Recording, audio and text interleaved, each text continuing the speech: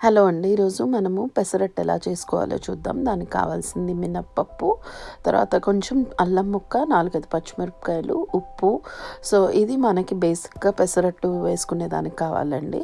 చాలామంది రకరకాలుగా వేస్తారు. అంటే పెసరపప్పులో బియ్యం వేసి చేస్తారు. తర్వాత డిఫరెంట్ వెరైటీగా చేస్తారు. కానీ మీరు ఇలా చేసుకొని చూడండి. ఉట్టి పెసరపప్పు కానీ, పెసలతో కానీ చాలా చాలా టేస్టీగా ఉంటుంది. మీకు ఇంకా బియ్యం వేయాల్సిన అవసరం ఉండదండి. హై ప్రోటీన్ ఇది. సో, మీరు ఒక్కసారి ట్రై చేయండి. మీకు చాలా బాగా నచ్చుతుంది.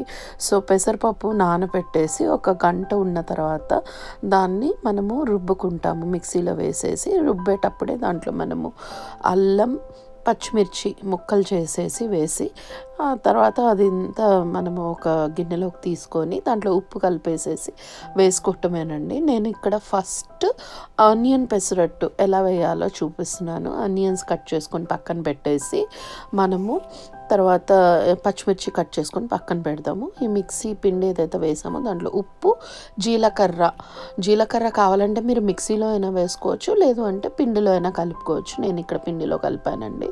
సో, అది అట్టులాగా వేసేసి దోశలాగా స్ప్రెడ్ చేసేసి దాని మీద ఇప్పుడు ఈ ఉల్లిపాయ, పచ్చిమిరపకాయ ముక్కలు వేసుకుంటామండి. వేసుకొని దాన్ని ఆయిల్ వేసేసి నీట్గా కాల్చేసుకొని మనం తీసుకుందాము. సో, ఇక్కడ నేను మీకు చూపిస్తున్నాను.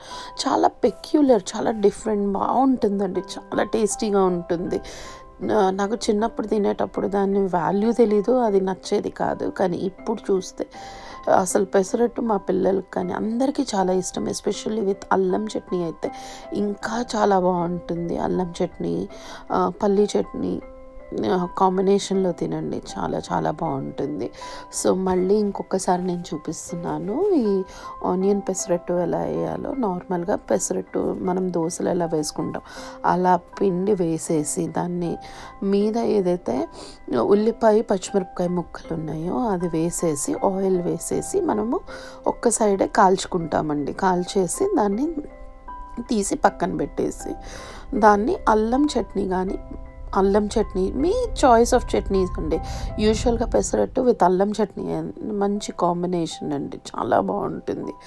నేను అల్లం చట్నీది కూడా ఒకసారి నేను చేసి చూపిస్తాను. అది చాలా చాలా బాగుంటుంది. మీరు ఒకసారి ట్రై చేయండి అల్లం చట్నీతో pesarattu. So, choice of your chutneys, మీకు ఏ చట్నీ కావాలంటే దాంతో తినండి, చాలా బాగుంటుంది. ఇది ఆనియన్ పెసరట్టు అండి. సో, చాలా డెలిషియస్గా ఉంటుంది. సో, ఒక సైడ్ మీరు కాల్చిన తర్వాత, బాగా కాల్చుకున్న తర్వాత దాన్ని తీసివేయటమేనండి. సో, చాలా ఈజీ పెసరట్టు చేయటము. సో, ఇది ఆనియన్ పెసరట్టు. నెక్స్ట్ మనము ప్లెయిన్ పెసరట్టు ఎలా చేసుకోవాలో కూడా చూద్దాము. సో, ప్లెయిన్ పెసరట్టు వచ్చేసి నార్మల్గా దోశలాగా వేసేసి దాన్ని రెండు వైపులు, ఆనియన్ పెసరట్టు ఓన్లీ వన్ సైడే మనం కాల్చుకుంటామండి. ప్లెయిన్ పెసరట్టు వచ్చేసి 2 సైడ్స్ కాలుస్తాము. సో, అంతే డిఫరెన్స్. 2 సైడ్లు కాలుస్తాము. అండ్ ఆనియన్ కానీ ఏమి దాంట్లో మనం యాడ్ చేయము. సో, ప్లెయిన్ పెసరట్టు ఇది మనము వేసుకుంటున్నామండి.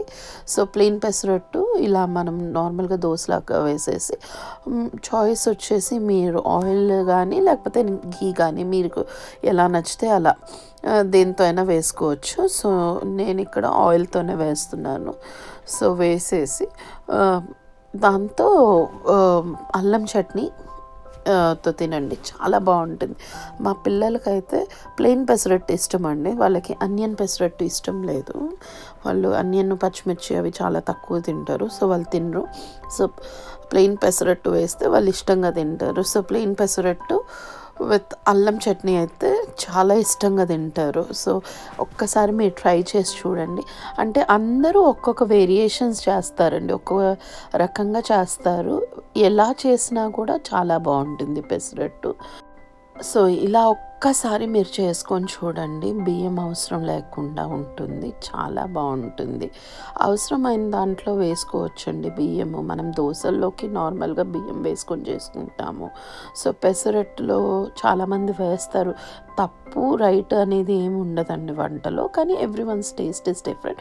ఒకసారి ఇలా చేసుకొని చూడండి. Hope you like it. Thanks for watching.